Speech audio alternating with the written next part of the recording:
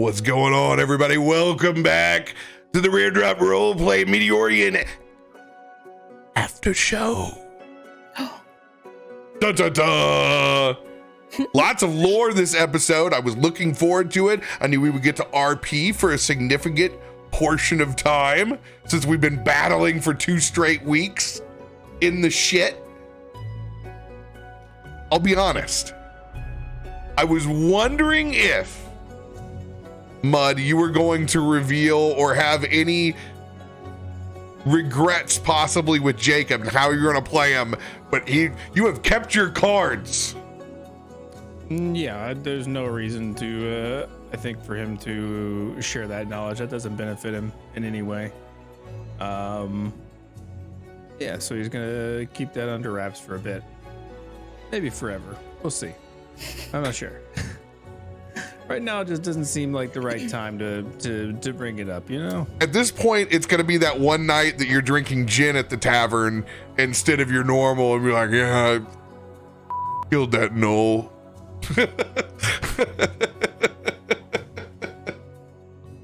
Very fitting.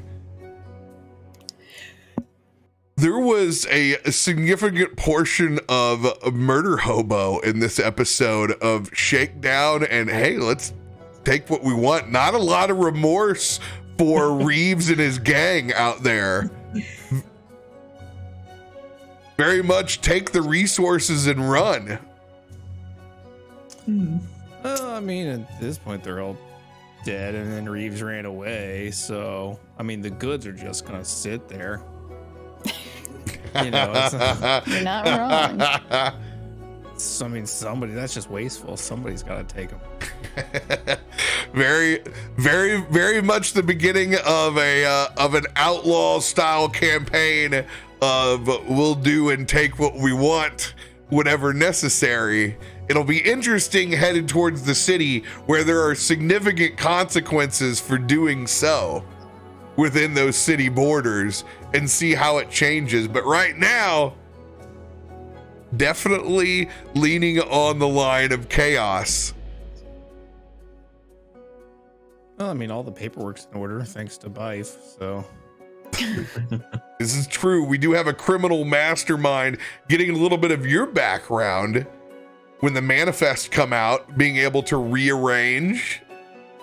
And then it's one of those things of I feel like when it comes down to the mentality behind things, especially with the way the story has presented opportunities, Zanryn has shown persistently that there is that they care more about people than possessions, and that the possessions are still an important aspect because it's very much an avenue to access or towards things that can help their particular cause. So in that respect, being a criminal mastermind or having any kind of connection to the criminal underworld is more about the connections and the people, and the skills that you pick up along the way maybe are important to that, but maybe not. Just depends on the circumstances, really. Absolutely. And now you have, not only do you have payment for your first job, but you have some things to fence or sell. And even though we don't have Toff with us, CausticPhoenix, because of a tight schedule, it is interesting to find out that they have a tinkerer's background and are now playing with this mechanical toy as well. So we got to find out a little bit of what interests Toff other than absolutely kicking ass. Most feisty bunny ever. Things going feral.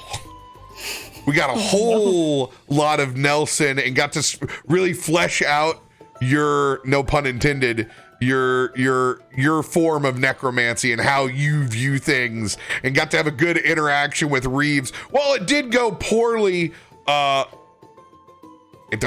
didn't go poorly in Nelson's mind.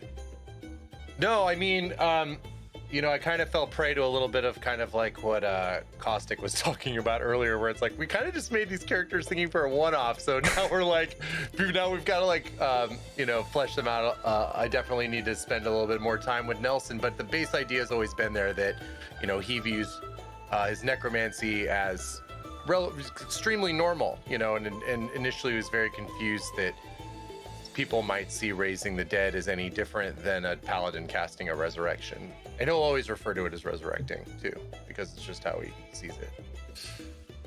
Exactly. I wanted to, at the very end, I wanted to make sure and choose an animal where it could be like, well, that's bullshit. Like you can look at it and go, well, that's celestial. What's the difference? You look at this perfect white bull with wings and it's got to be the same cover-up job. I want to make sure it wasn't anything that could be like, that was a good match. I was like, okay, because it's our main talking point to go back and forth of what is and that.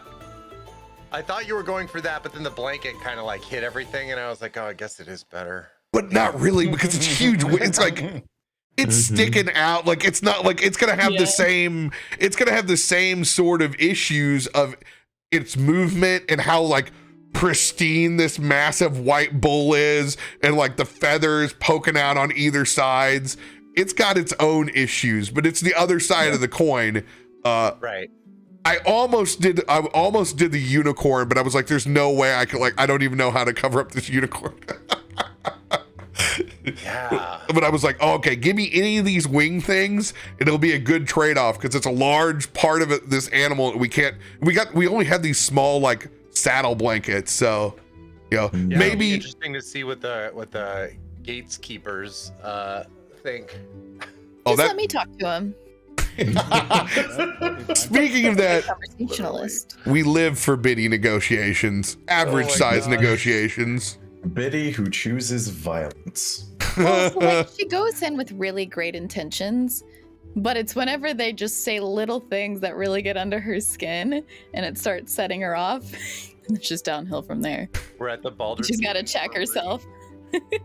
We're at the Baldur's Gate Infirmary. There's a sudden intake of concussions today. And you guys got to meet community punching bag, Girth Dust Punch. He's Sorry, Girth. been an upper city guard, got his ass kicked, couple of buddies died. Not far from the Cloakwoods, actually, where this went down when the Baldur's Gate campaign met him the first time. He's had to work at the carnival. He got his ass kicked there the last time by the group. Now he's just, trying to clean some horseshoes over here on the side of the road. And I got messed up with the truth again. I may or may not have broken his nose, just for your reference. Wow, what goes around comes back around. Well, hopefully I fixed it. That thing looks like a zigzag now. Was it a loon, or were you It was a loon. He cold clocked him at the carnival. You weren't rooked out. No. It was good, fun flavor. I like you switching up to intimidation in the middle of it. That was great. It was so good. That's what she's proficient at. So it just makes more sense for her. And is what Biddy would do. You're getting frustrated, like, don't turn around, don't turn around. So she just needs to yell at him. But she made it about self-love, not something negative. I'm gonna intimidate you into liking yourself. It is the most bitty thing I can actually imagine, and that's Bitty's why got it's so backstory. perfect. Y'all just don't know anything.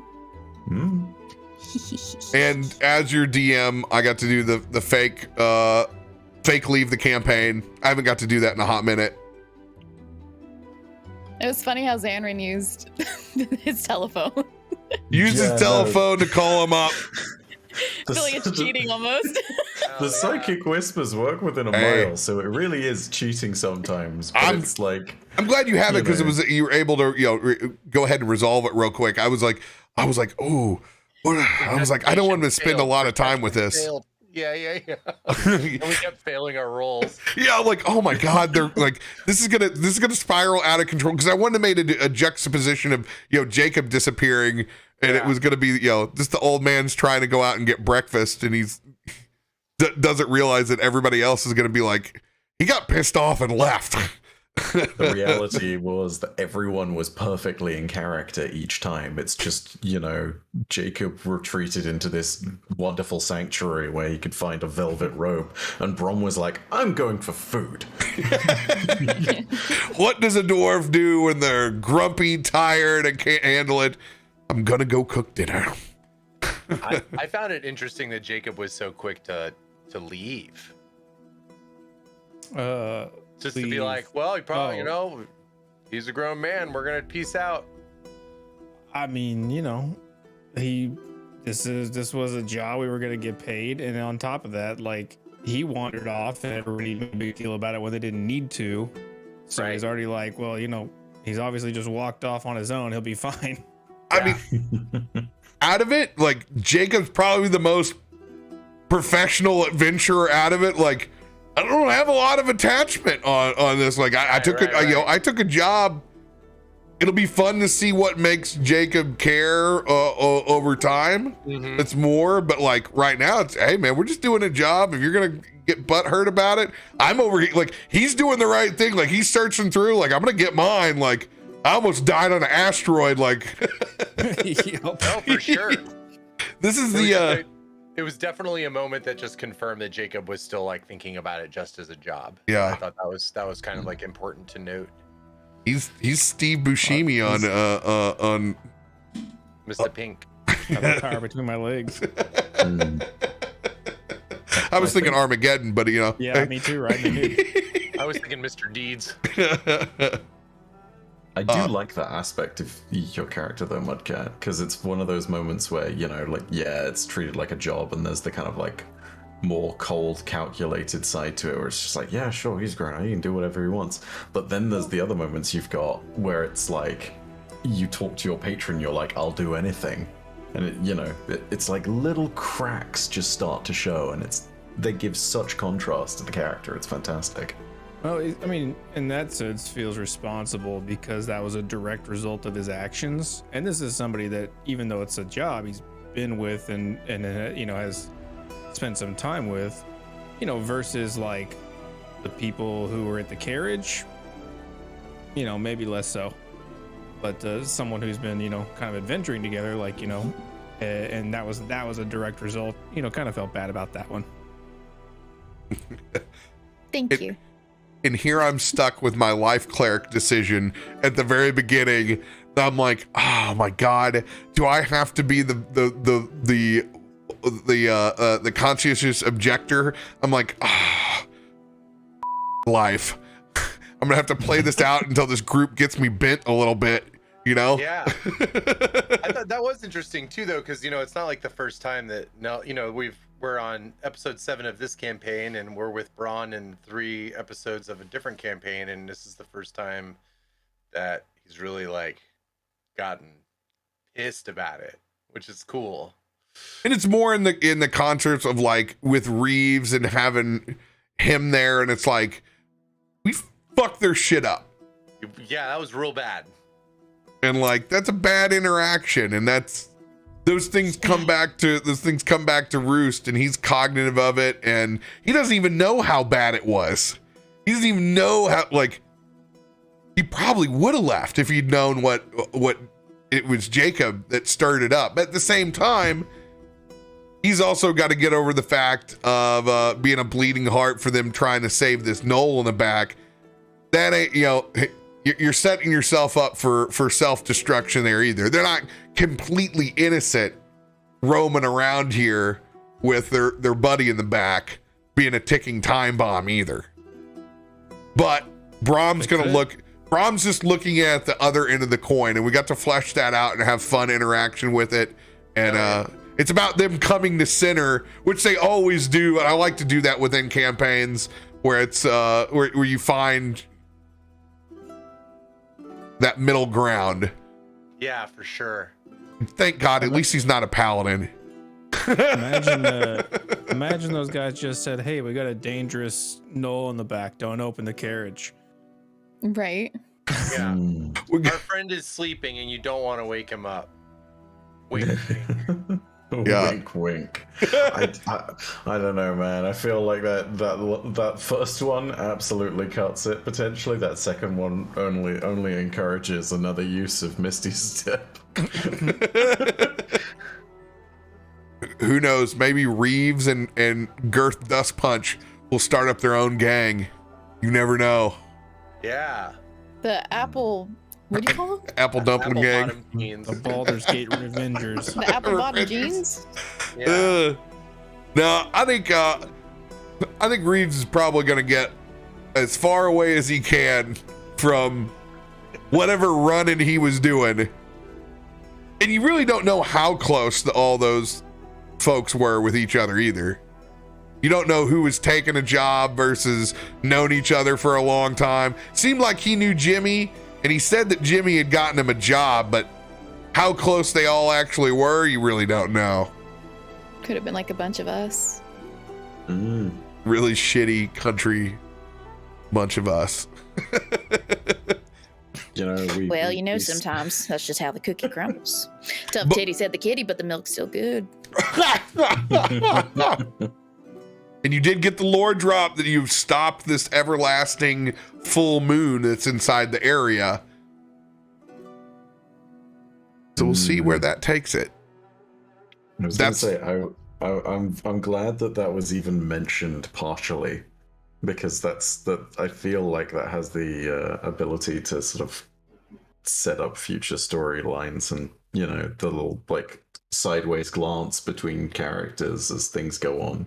That full moon is a big part of the other Baldur's Gate campaign. Yeah. So that werewolf army is going to be pissed. They're gonna be werewolf army. That sounds so cool. Super pissed.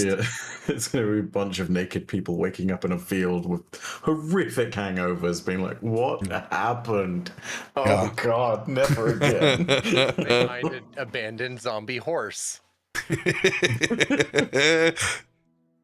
Well, that's a good plan for us to wrap up here. Thank you guys. Thanks for everybody watching. We appreciate you. We will see you all next week for Meteorian Core. Much love.